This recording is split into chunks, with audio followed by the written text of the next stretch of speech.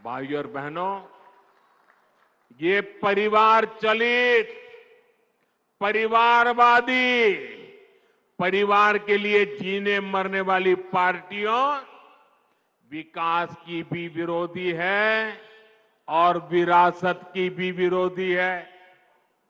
आपने देखा होगा कि कांग्रेस राम मंदिर से कितनी नफरत करती है।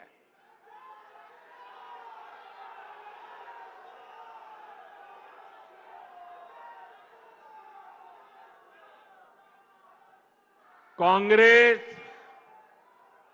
और उनकी पूरी इकोसिस्टम अगर कहीं मुंह से राम मंदिर भी निकल गया तो चिल्लाने लग जाती है, रात दिन चिल्लाती है कि राम मंदिर बीजेपी के लिए चुनावी मुद्दा है। राम मंदिर न कभी चुनाव का मुद्दा था, न चुनाव का मुद्दा है और न ही कभी चुनाव का मुद्दा बनेगा। अरे राम मंदिर का संघर्ष तो तब से हो रहा था जब भाजपा का जन्म भी नहीं हुआ था। राम मंदिर का संघर्ष तो तब से हो रहा था जब यहां अंग्रेज सल्तनत भी नहीं आई थी। राम मंदिर का संघर्ष 500 साल पुराना है, जब कोई चुनाव का नामो निशान नहीं था। जब विदेशी आक्रांताओं ने हमारे मंदिर तोड़े तो भारत के लोगों ने अपने धर्म स्थलों को बचाने की लड़ाई लड़ी थी। वर्षों तक लोगों ने अपनी ही आस्था के लिए क्या क्या नहीं झेला। कांग्रेस और उसके सहयोगी दलों के नेता बड़े बड़े बंगलों में रहते थे, लेकिन जब रामलला के टेंट बदलने की बात आती थी, टेंट पर जो ताड़पत्री वो बदलने की बात आती थी, तो लोग मुंह फेर लेते थे, अदालतों की धमकियां देते थे। बारिश में रामलला का टेंट टपकता रहता था और रामलला के भक्त टेंट बदलवाने के लिए अदालतों के चक्कर काटते रहते थे।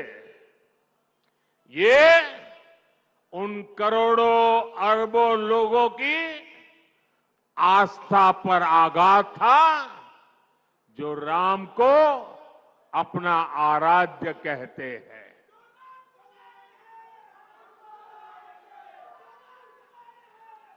और हमने इन्हीं लोगों से कहा कि एक दिन आएगा जब रामलला भव्य मंदिर में विराजेंगे।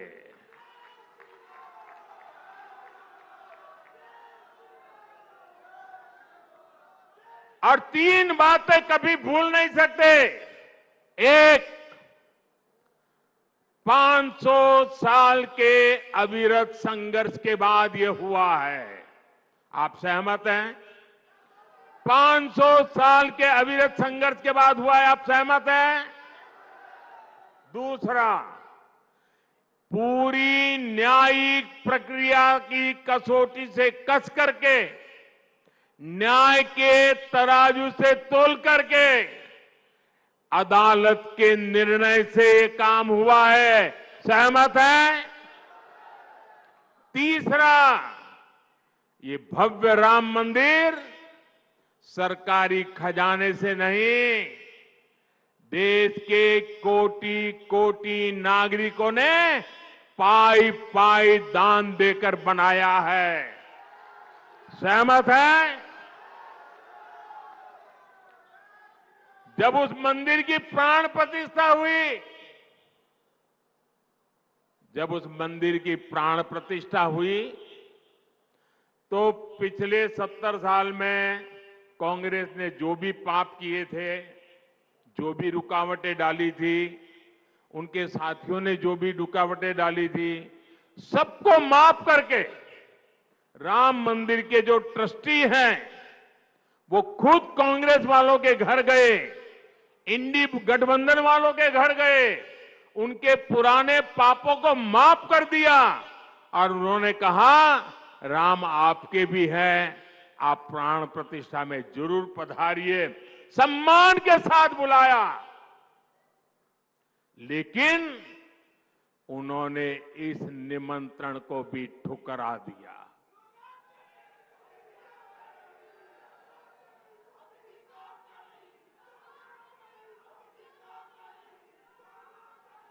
कोई बताए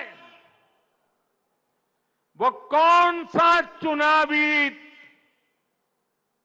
कारनामा था जिसके दबाव में आपने राम मंदिर के प्राण प्रतिष्ठा के निमंत्रण को ठुकरा दिया? वो कौन सी चुनावी खेल था कि आपने प्राण प्रतिष्ठा के पवित्र कार्य को ठुकरा दिया? ये कांग्रेस वाले, इंडी गठबंधन वाले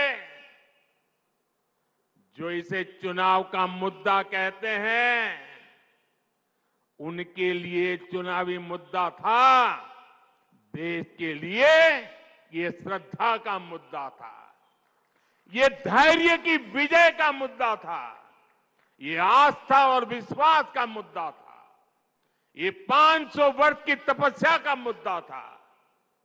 मैं कांग्रेस से पूछना चाहता हूं, आपने अपनी सरकार के समय दिन रात जब इसका विरोध किया, तब ये किस चुनाव का मुद्दे के तहत आप कर रहे थे?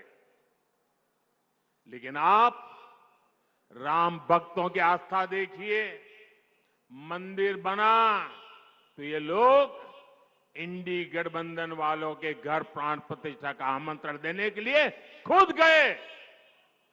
जिस क्षण के लिए करोड़ों करोड़ों देशवासी ने इंतजार कर रहे थे, आप बुलाने पर उसकी तरफ देखने नहीं गए। पूरी दुनिया के राम भक्तों ने आपके इस अहंकार को देखा है, आपकी चुनावी मनसा को देखा है। ये चुनावी मनसा थी कि आपने प्राण प्रतिष्ठा का निमंत्रण ठुकरा दिया। आपके लिए चुनाव का खेल है। एक किस तरह की तुष्टीकरण की राजनीति थी। भगवान राम को काल्पनिक कहकर कांग्रेस किस वोट बैंक को खुश करना चाहती थी?